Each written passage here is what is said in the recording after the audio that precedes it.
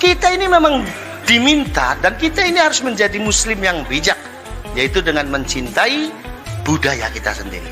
Suku Sunda harus mencintai budaya Sunda. Suku Jawa harus mencintai budaya Jawanya. Orang Cirebon harus mencintai budaya Cirebonnya.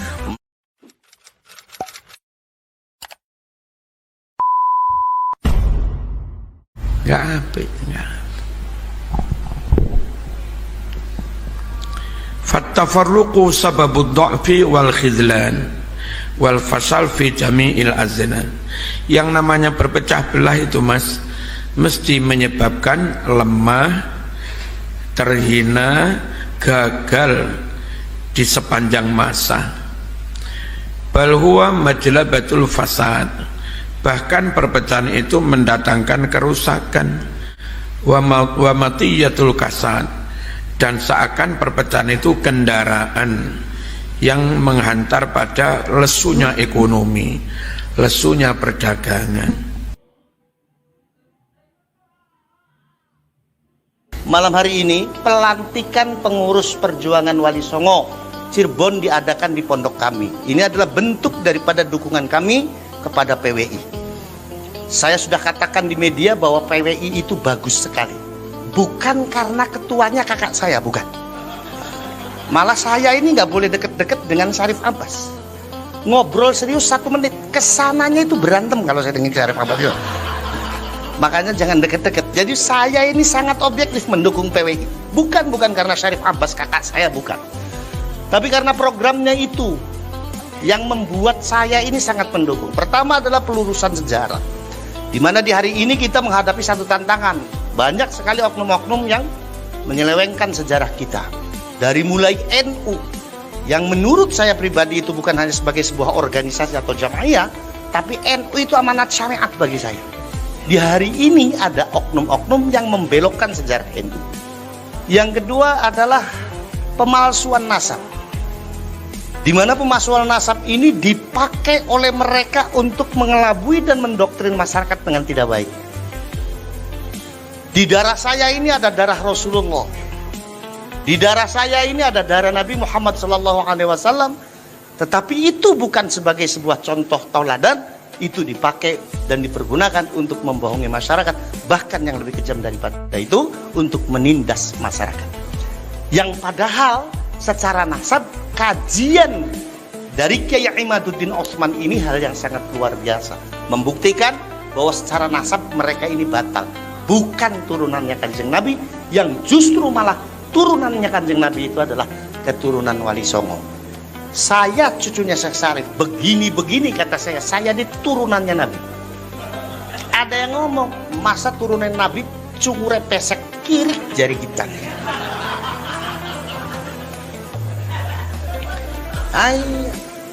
Akhirnya apa? Karena doktrinnya yang begitu kuat, akhirnya masyarakat memahami bahwa turunannya Kanjeng Nabi ukurannya cungur.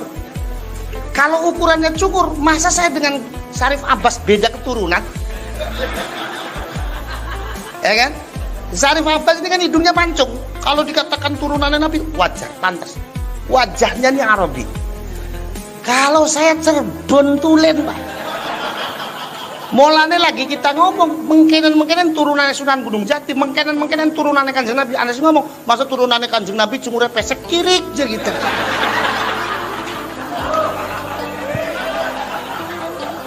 Ya boleh. Nah, itu kalau orang Cirebon ngomongnya begitu, cek.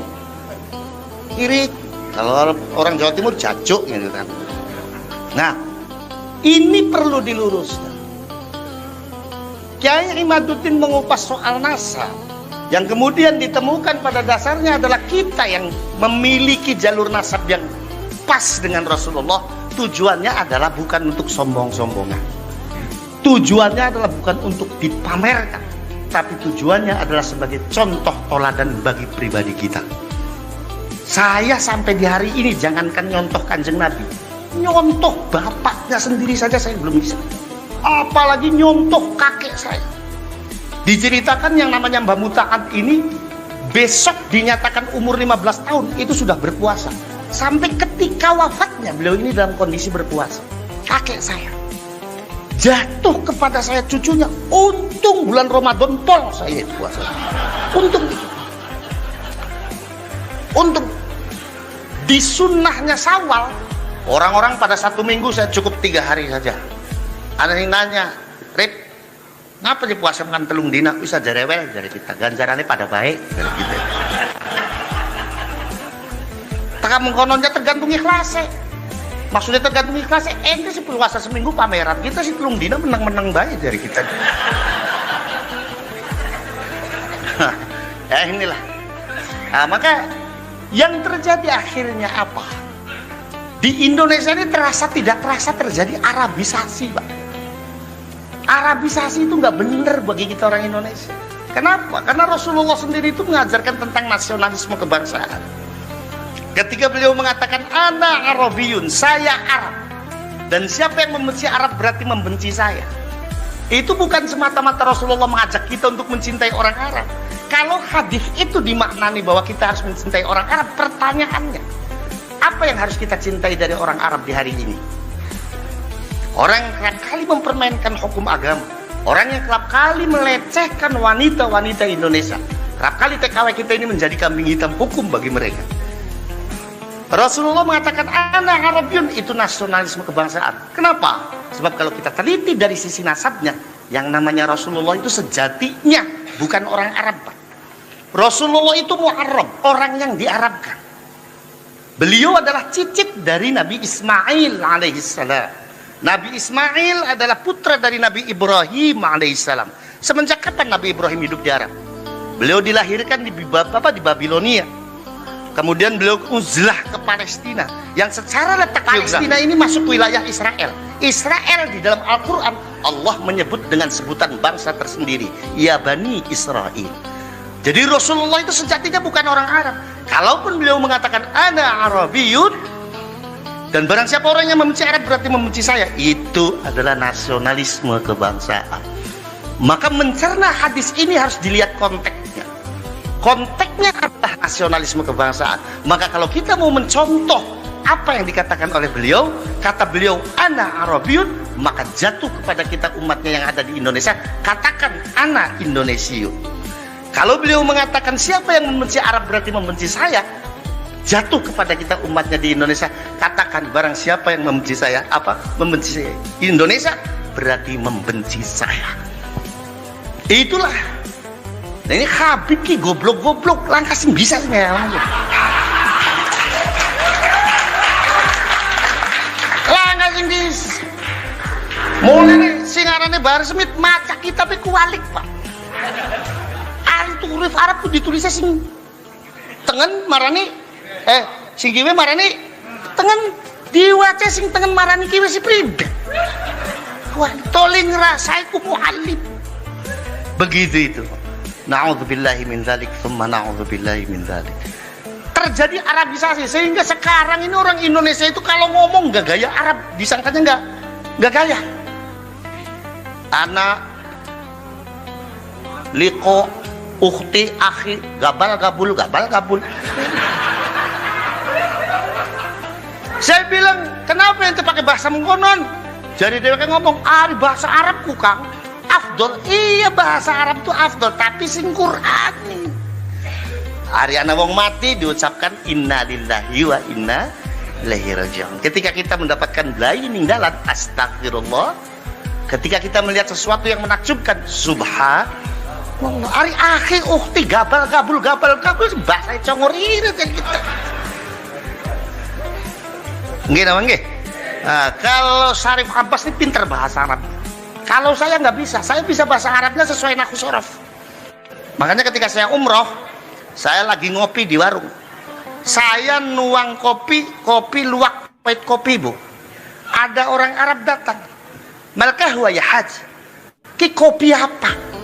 Kita ini keder, kopi luwak nih bahasa Arab apa? Akhirnya jari kita hadhil qahwa allati tahruju min silitil luwaki.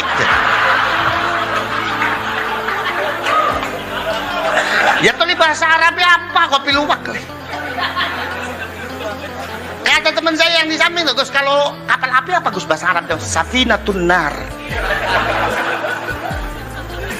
Nah, ini terjadi Arabisasi, disangkanya yang namanya bahasa Arab. Akhi, ukhti, kapal kabul. Itu afdol, bukan. Yang afdol dalam bahasa Arab itu yang Qur'ani. Nah, makanya saya kalau ngomong sama Hadratus Seks, Habib Ali, ya kalau Hadratus Syekh buat Mbah Hashim, kalau buat Habib Ali Hadratus Seks. Itu kalau ngomong, kalau sama beliau itu ngeledekin orang Arab itu seneng. Saya bilang, beliau kan waduh, rambutnya gondrong, awaknya gede, percis kayak foto Gajah Mada gitu. Kata orang itu, Jip, antum tuh kalau manggil orang sembarangan saja. Ya kita siapa ndeleng jelogrognya bae. Gus Muafik awake gede, ireng, rambutnya gondrong, kundangnya jin Islam. Iya. Padahal ya Robi Bali itu kundangnya patung Gajah Mada. Percis kayak Gajah Mada. Nah, bahasa Sunda, bahasa Jawa itu adalah bahasa yang diciptakan oleh leluhur kita sesuai dengan tatanan nilai-nilai akhlak dan moral kita. Coba Pak, dalam bahasa Jawa, ngundang bocah sing tembe ceprot lahir, ada sebutannya, betul apa betul? Gede titik, ada sebutannya. Wudele copot, ada sebutannya. Betul apa betul? Di Sunda, leluhur kita menciptakan bahasa Sunda dengan sangat luar biasa. Ngomong mangan kasar, ngajablog. Ngomong mangan alus, tuang. Itu tatanan bahasa yang sudah disesuaikan dengan nilai-nilai akhlak dan moralitas masyarakat. Leluhur kita ini orang yang biasa. Makanya abah saya itu, kalau ada orang sowan, contoh ya, dari Brebes, terus sowan ke abah saya, pakainya bahasa Indonesia, dimarahin sama abah saya. Sebab orang Brebes itu nggak bisa nutupin, Pak. Ngomong bahasa apa, ya lagu Brebes. Iya kan? Ah, contoh aja Bu, kalau ibu ke Bandung Jaya,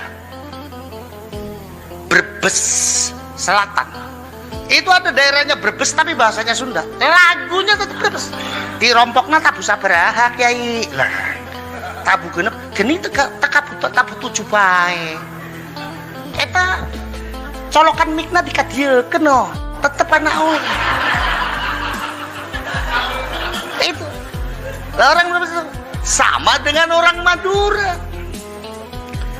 Orang Madura itu bicara apapun bahasanya tetap Madura. Bahasanya itu tetap Madura. Ngomong Arab, lagunya Madura. Saya punya teman dari Madura, haji bareng, itu ngomong Arabnya, ya lagunya Madura. Kalau kita kan ngomong sama orang Arab, maafi muskilah, gitu kan? Kalau orang Arab enggak, ada tasdid, apa kalau Madura ada tasdidnya. Maafi muskilah. Nah, tetap. Nah, jadi kita ini memang diminta, dan kita ini harus menjadi muslim yang bijak, yaitu dengan mencintai budaya kita sendiri. Suku Sunda harus mencintai budaya Sunda, suku Jawa harus mencintai budaya Jawanya, orang Cirebon harus mencintai budaya Cirebonnya. Maka tadi ketika Syarif Abbas dan Syarif Mujib ini datang, kita sambut dengan tarian khas Cirebon, yaitu tari topeng. Dan yang narik semuanya adalah santri putri saya, bapak-bapak dan ibu. Saya katakan kepada ibu bahwa kalau santri saya nari topeng, konteksnya adalah tabarrukan. Kenapa? Karena tari topeng itu yang menciptakan adalah kakek saya, Pangeran Cakrabuana. Tari topeng diciptakan pertama oleh Pangeran Cakrabuana ketika beliau akan berhadapan perang dengan Kerawang. Di mana Pangeran Cakrabuana ini ketika perangnya Kerawang nantang, Pangeran Cakrabuananya nggak mau perang. Jangan perang. Perang itu nggak ada yang untung. Kerawangnya tetap nantang. Dibikinlah gerakan kedua. Namanya adalah Kelana Kesatria. Kalau gerakan pertama namanya Kelana Gandrung. Gerakan Kelana Kesatria menunjukkan bahwa sudahlah kita damai saja, nggak usah perang. Kerawangnya tetap nantang. Dibikin gerakan ketiga namanya Kelana apa. Akhirnya dengan sangat terpaksa Pangeran Cakrabuana menerima tantangan Kerawang, terjadilah perang, Kerawangnya kalah dan dibikin gerakan ketiga Kelana apa yang menunjukkan bahwa gerakan itu bahwa tuh saya sudah ngomong sama kamu, kalau perang kamu yang kalah. Sudah, sekarang gak usah perang, saya maafkan. Ayo kita bareng-bareng lagi. Itu Pangeran Cakrabuana. Pangeran Cakrabuana itu di dalam manuskrip yang ada di Kanoman, ketika mengarang gerakan tari topeng, riadohnya itu 15 tahun, Pak. Beliau tidak mau memakai ucapan, beliau mau menjawabnya pakai gerakan. Dikatakan, kenapa Pangeran? Karena takut terjadi fitnah di sana. Sebegitu hebatnya beliau dalam menciptakan gerakan tari, kita yang tidak paham dengan itu semua, kita hanya bisa mengkafirkan, bahkan mengharamkan. Jare wong Cirebone sekali kirik tetap kirik.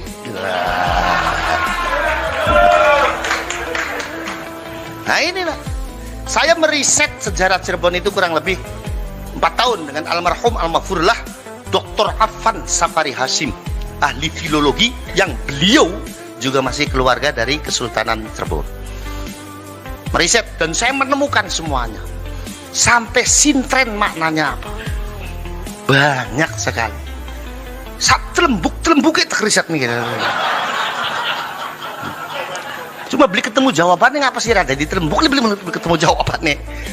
Jadi sekali lagi saya sangat mendukung PWI. Bahkan di kedepannya PWI Cirebon harus lebih maju. PWI Cirebon harus lebih maju. PWI Cirebon harus lebih maju.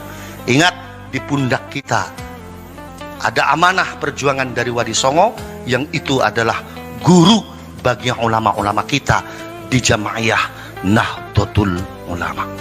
Itu saja. Sekali lagi selamat datang di Pondok Pesantren Nahdlatul Ummah. Saya mohon ziyadah doa dari para kiai. Mudah-mudahan saya diberikan kekuatan untuk terus mengemban amanat dari almarhum almarhumlah Sayyid Syarif Kiai Al-Hajj Fuad Al-Husaini. Terima kasih. Mohon maaf. Wallahul muwaffiq ila aqwamit